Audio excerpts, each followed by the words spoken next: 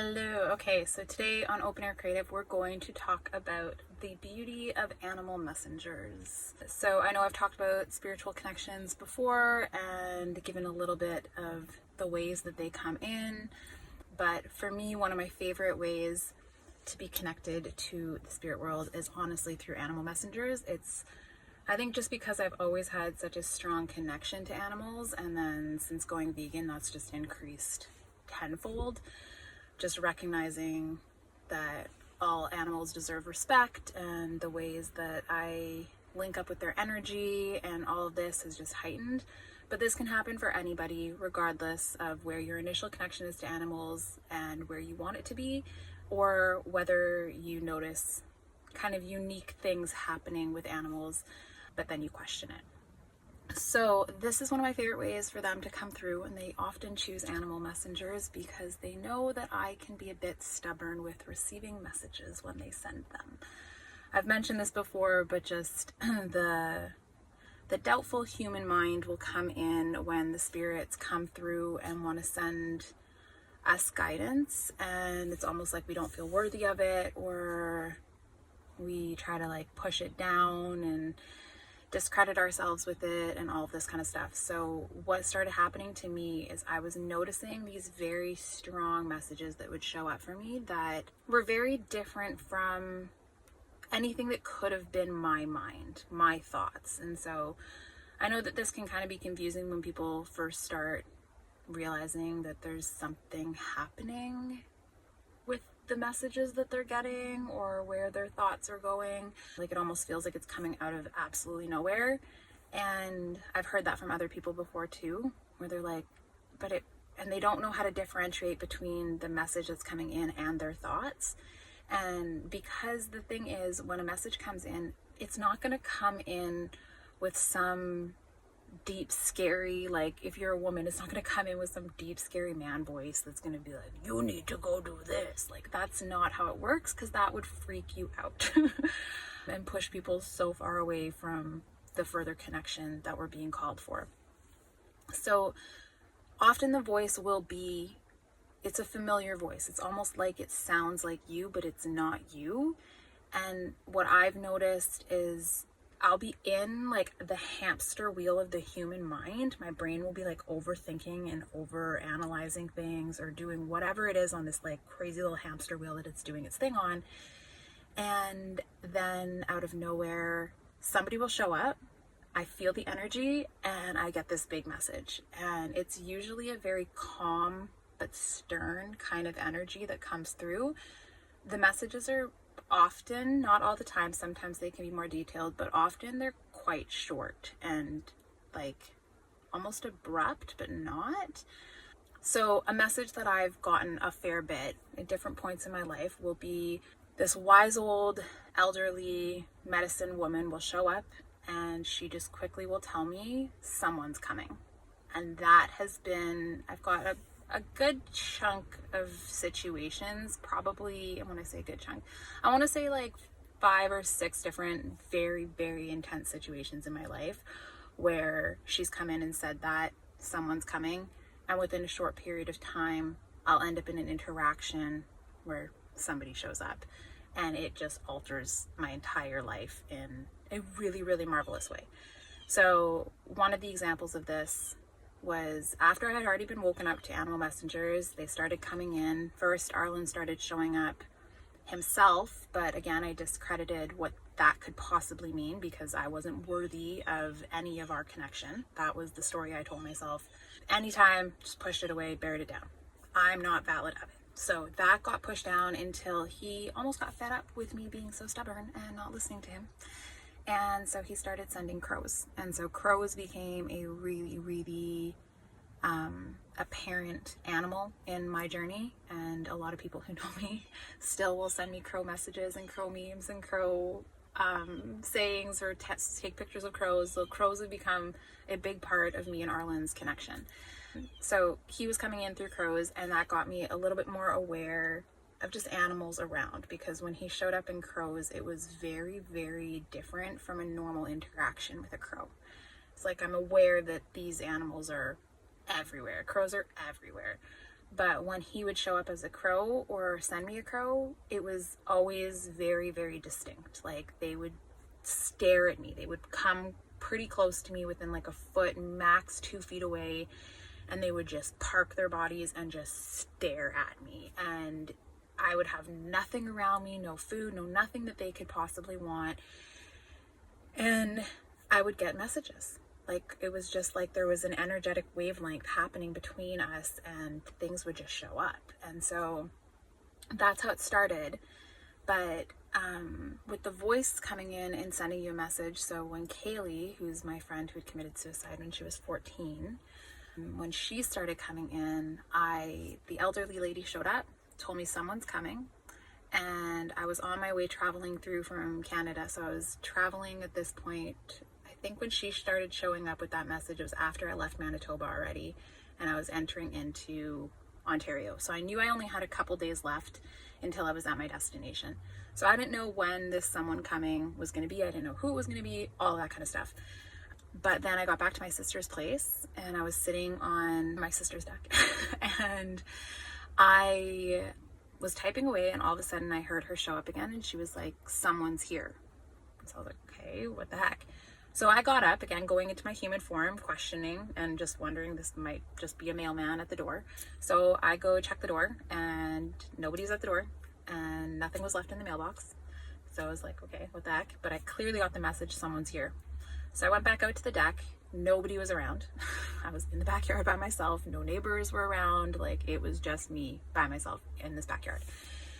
And then I sat down, and I had the awning up, and there's a banister kind of around it, and the awning was like hiding what could have possibly been on the other side.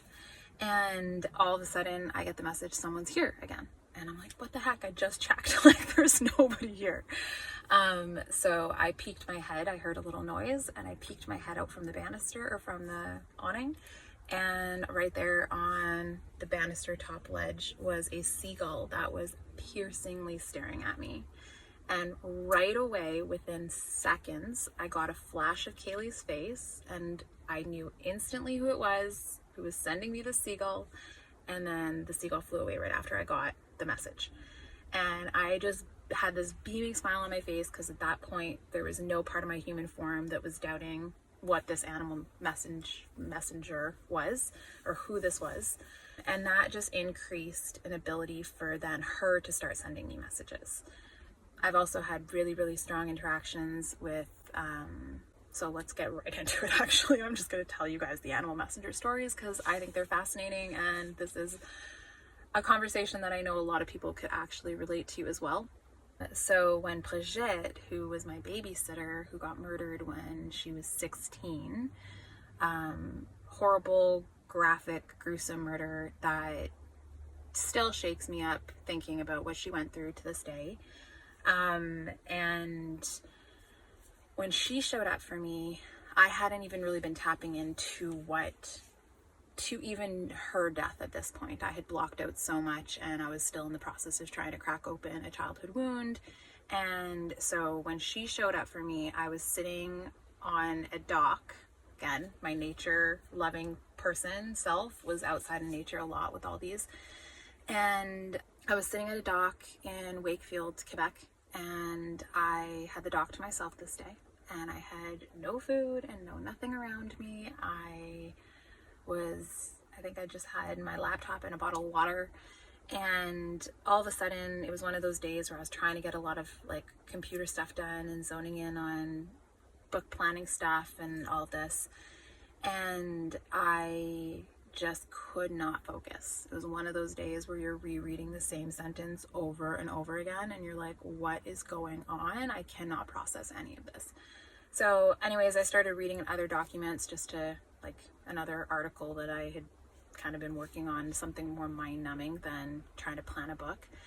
And out of nowhere, I zonked out and I looked up, and there was a duck from across the lake, like super far in the distance, beelining it straight for me. Like, no veering off its path at all. It was like, I am coming for you and only you. And the entire time I was like, what the heck is going on? Like, this is crazy. Like I could feel this energetic wavelength thing happening, and I was like, I have no idea how to take this.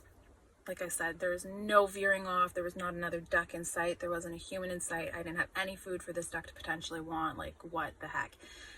So it zooms, beelines it straight for me, gets about a foot away from the dock, and again, piercingly stares at me. Like, poof, just right for my eyes, would not stop. And the entire time I kept hearing this message. Like, it was like seeing the wavelengths, and I kept hearing this message. I'm sending you a message. I'm here for you. Are you getting the message I am sending you? Please tell me that you're getting the message that I'm sending you. I'm sending you a message. Like, I kept hearing this. Again, in that more subtle voice, but it was clearly not my voice. It was like, there is something happening here. And so repeating back, I was just like, I know you're sending me something. Like, what are you sending me, and who are you? Like, what is this? So after that happened for a good chunk of time, I want to say that was a good like 3 minutes of a duck staring at me, which does feel like a good chunk of time. And all of a sudden I got a flash of Plagette's face, and right away I knew that she was sending me a message. I did not know what the message was yet, but I knew who was sending it, and I knew the message was going to come soon enough, and it did.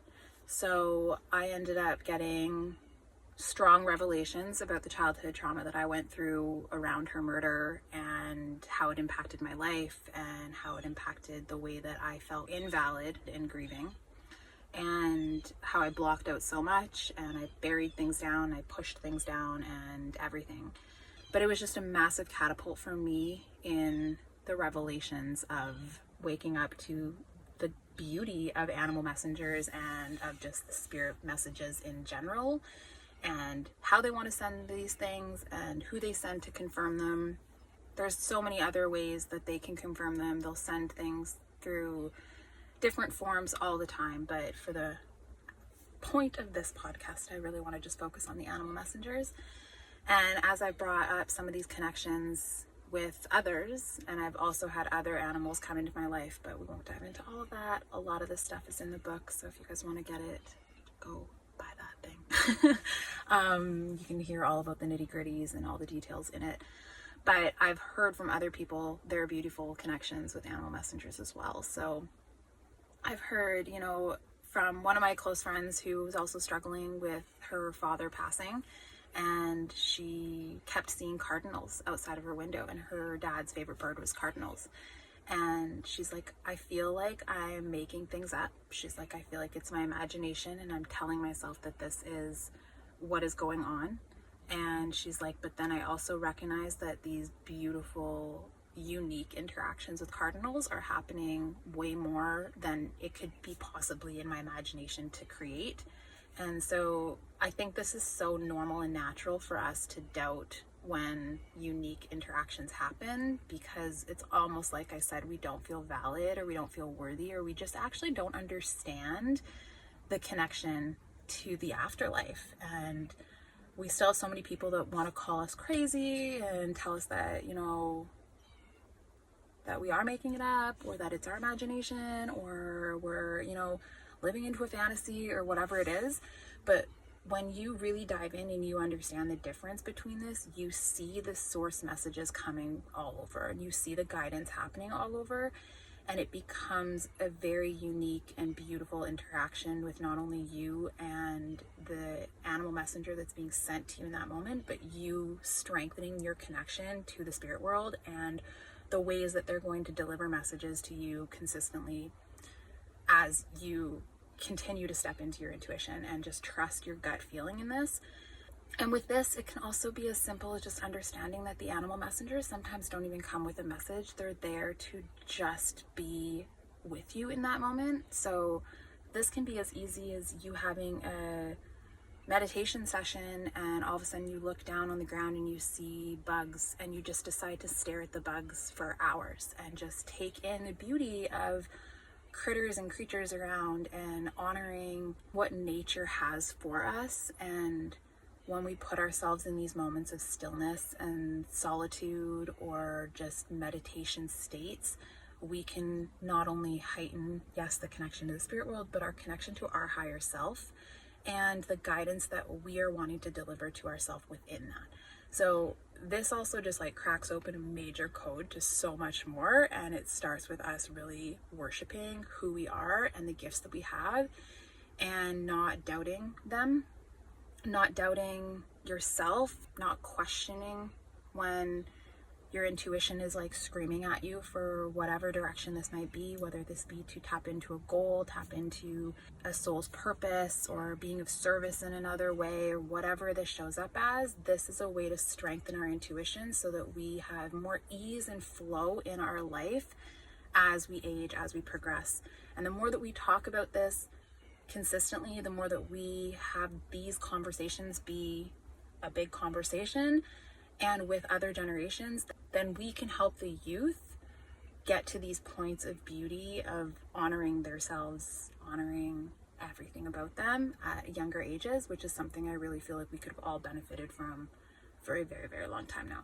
So people are struggling a lot, and when we get out into nature and we connect with the beauty of these animals all around, it can be a hawk, it can be an eagle, it can be an owl, it can be a snake, it can be a frog, like there's all the animals, literally, that can just explode so much beauty and love in your core and help you almost connect to yourself more in a deeper way, which amplifies the love that you're willing to give, because you're giving yourself that love as well. So I just want to say, trust your connection with the animal messengers coming your way. If you have unique interactions that don't make sense to you, think about them, meditate on them that night. Ask the animal when you're with it, like literally just ask it and start a conversation. That might sound loopy to some people, but it's not. They will sense the vibrational frequency that you're giving them, and you'll get an aha moment, you'll get a message, you'll get a download, something will come in that will give you a revelation for the next stages of your life. And this is where we're multidimensional, and there's so much on this earth and in the realms above that is literally here to cheer you specifically on for higher senses of growth and development in our human forms. And in our human forms, the more that we do, the more we raise our frequency to develop more in our soul forms. So this all links up. It's all super, super freaking important. So are you. Tap into the nature, tap into animal messengers, tap into the spirit world, tap into yourself, love yourself, all that freaking goodness. You guys rock, and we will talk more about other signs and messages that they will come through to you with in next future episodes. I love you guys.